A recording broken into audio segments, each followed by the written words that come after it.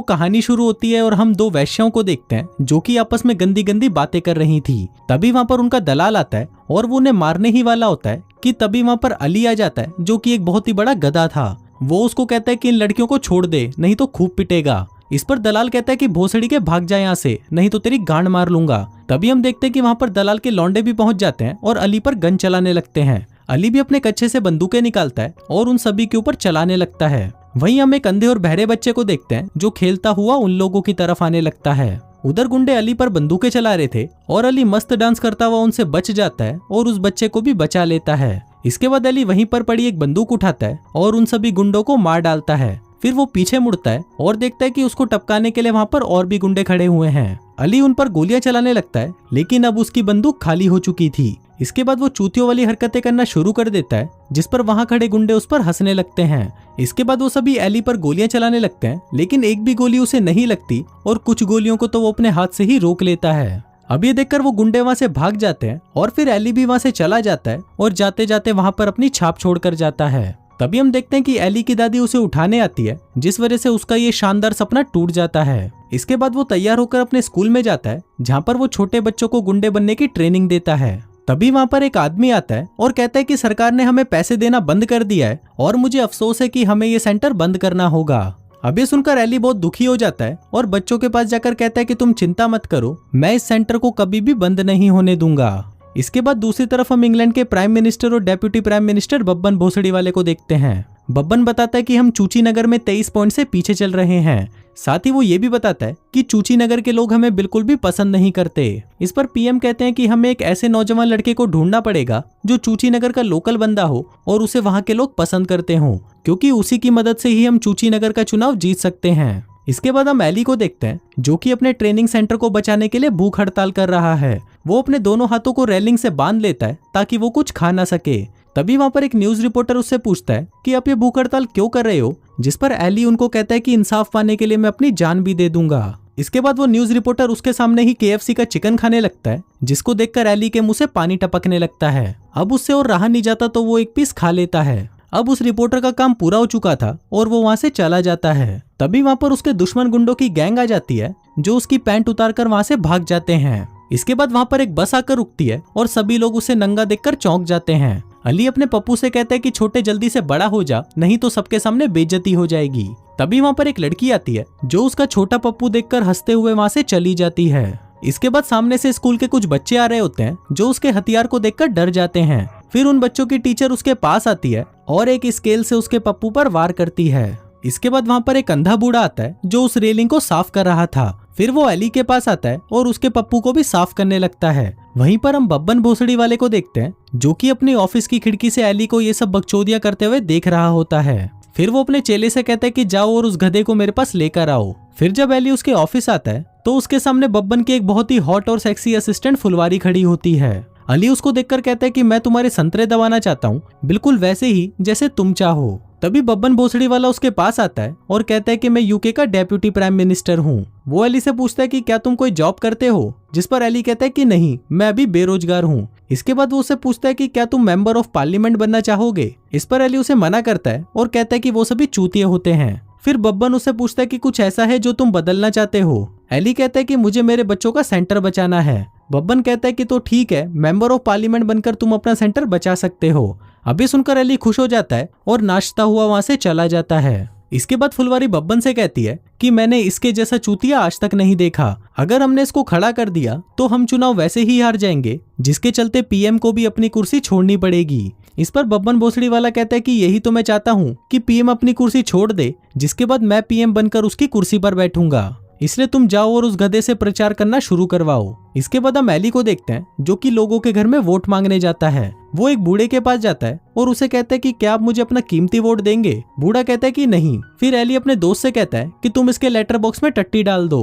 इसके बाद वो पूरे मोहल्ले में प्रचार करने के लिए अपनी कार पर बड़े बड़े स्पीकर्स लगा लेता है और गालियां देता हुआ सड़कों पर घूमने लगता है। इसके बाद वो कुछ फेमिनिस्ट औरतों से मिलता है और उन्हें कहता है कि मुझे पता है कि तुम वैश्यों को क्या चाहिए। अगर तुम मुझे वोट दोगी तो मैं तुम्हें अंधेरे कमरे में ले जाकर एक एक शॉट दूंगा। फिर वो एक लाइव इंटरव्यू में जाता है जहाँ पर रिपोर्टर उससे पूछता है कि अगर आप मेंबर ऑफ पार्लियामेंट बन गए तो आप क्या करोगे। अली कहता है कि मैं अपने बच्चों का ट्रेनिंग सेंटर बचाना चाहता हूँ। फिर रिपोर्टर उससे पूछता है कि आपका दूसरा काम क्या होगा। तभी अली उसके पेपर्स पढ़ने लग जाता है और उसे उल्टे सीधे जवाब देने लगता है।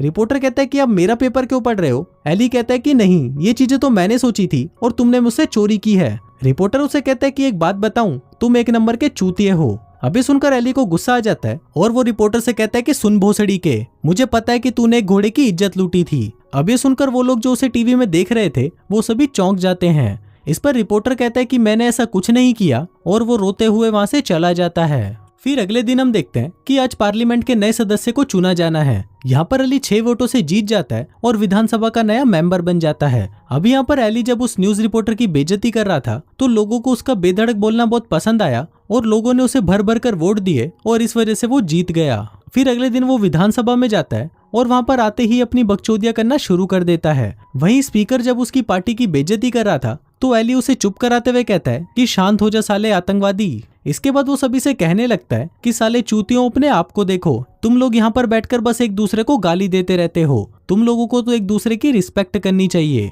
तभी वहाँ पर 2 गार्ड आते हैं और उसे उठाकर बाहर फेंक देते हैं। वहीं पीएम बब्बन भोसड़ी वाले से कहता है कि कल मुझे ये आदमी अपने इस्तीफे के साथ मेरे ऑफिस में चाहिए।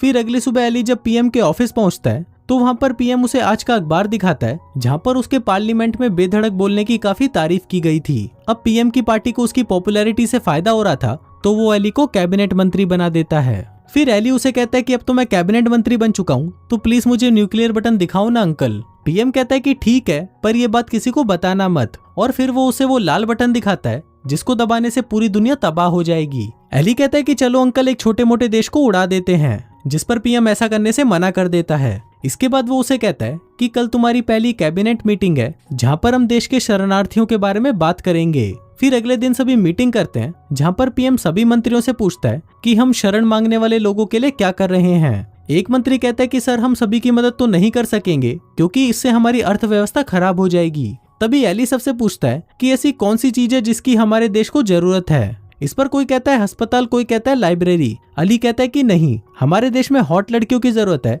और यहाँ पर भद्दी लड़कियों की तादाद बढ़ती जा रही है, इसलिए हम अपने देश में हॉट लड़कियों को शरण देंगे जिससे हमारी प्रॉब्लम भी सॉल्व हो जाएगी। इसके बाद हम देखते हैं कि देश में हॉट लड़कियों को तो आने दिया जाता है लेकिन भद्दी लड़कियों को वहां से ही वापस भगा दिया जाता है। फिर इसके बाद एक और मुद्दा छेड़ा जाता है कि पिछले 10 सालों में हमारे देश का पढ़ाई का स्तर नीचे गिर गया है। इस पर अली कहता है कि ये सब इसलिए हो रहा है क्योंकि बच्चों को वो पढ़ाया जा रहा है जो उन्हें नहीं पढ़ना, इसलिए हमें बच्चों की पढ़ाई को चेंज करना होगा। इसके बाद हम देखते हैं कि स्कूल में पढ़ाई का पूरा सिलेबस चेंज कर दिया जाता है और बच्चों को गांजा बेचना और बिजनेस करना सिखाया जाता है। इसके बाद पार्लियामेंट में स्पीकर कहता है कि हमारी सेना के ऊपर एक आम टैक्स पेयर के 420 करोड़ पाउंड खर्च किए जाते हैं, तो सरकार इस खर्च को कम कैसे कर सकती है।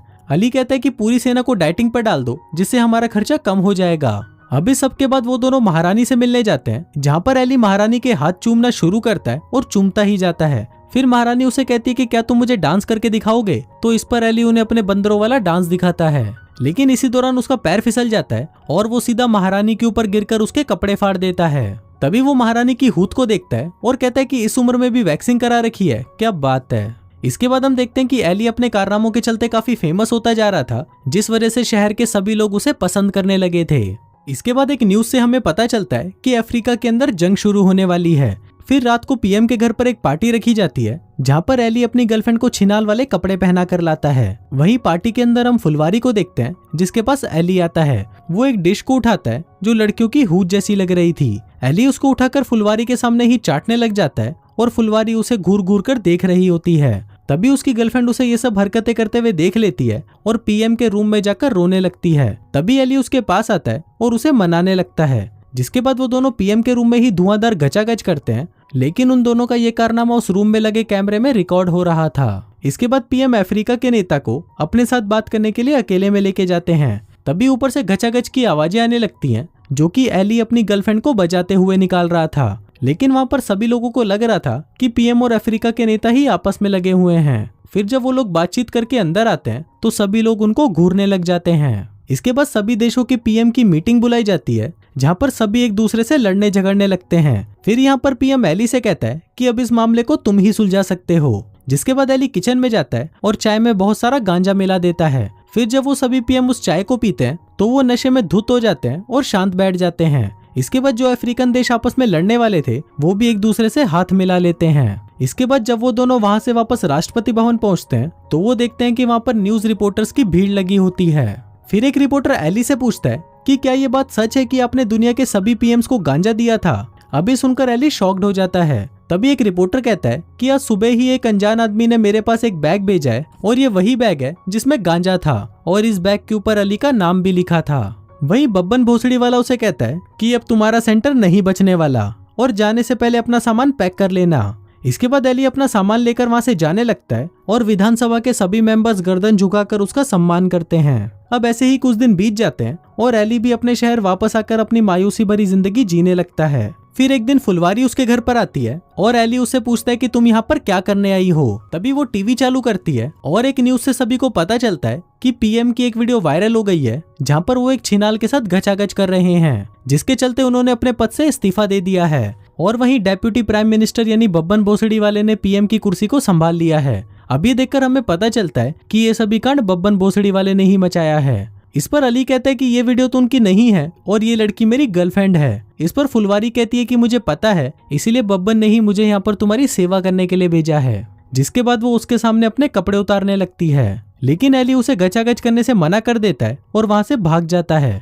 फिर वो पीएम को बचाने के लिए अपने दोस्तों की मदद से राष्ट्रपति भवन में घुस जाता है ताकि वो उस वीडियो टेप को चुरा सके। इसके बाद वो वहां की सिक्योरिटी को आसानी से पार करके तिजोरी तक पहुंच जाते हैं, लेकिन उन्हें वहां पर कुछ नहीं मिलता। बस उनके शहर का एक नक्शा था जिसको देखकर उन्हें पता चलता है कि बब्बन भोसड़ी वाला उनके शहर पर एक एयरपोर्ट बना रहा है। दूसरी तरफ एयरपोर्ट बनाने का काम शुरू भी हो जाता है और वहां के लोकल लोग उसका विरोध करने लगते हैं। वहीं एली भी बच्चों वाली साइकिल लेकर पहुंच जाता है। तभी बब्बन भी पुलिस वालों के साथ वहां पर पहुंच जाता है और एली को गिरफ्तार करने को कहता है। लेकिन तभी वहां पर पीएम भी आ जाता है और उसके पास वो वीडियो टेप थी जिससे वो निर्दोष साबित हो गया था। इसके बाद बब्बन को गिरफ्तार करवा लिया जाता है और पीएम एली को प्रॉमिस करते हैं कि उसके शहर पर कोई भी हवाई अड्डा नहीं बनाया जाएगा। इसके बाद पीएम एली से पूछते हैं कि क्या तुम मेरे डेप्यूटी प्राइम मिनिस्टर बनना चाहोगे, लेकिन एली उन्हें मना कर देता है। लेकिन वो उनको कहता है कि एक ऐसा काम है जो आप मेरे लिए कर सकते हो। इसके बाद हम देखते हैं कि उसे ब्रिटिश एम्बेसी जैमिका का एम्बेसिडर बना दिया जाता है, जहाँ पर उसने हर जगह पर गांजा उगा रखा था। साथ ही उसने अय्याशी करने के लिए बहुत सारी लड़कियां भी रखी हुई थी। तभी हम देखते हैं कि वहां पर बब्बन भोसड़ी वाला आता है जिसने लड़कियों के कपड़े पहने थे। अली उसे कहता है कि चल नाच के दिखा, तो बब्बन भोसड़ी वाला नाच कर उसको एंटरटेन करता है और इसी के साथ ही ये फिल्म यहीं खत्म हो जाती है।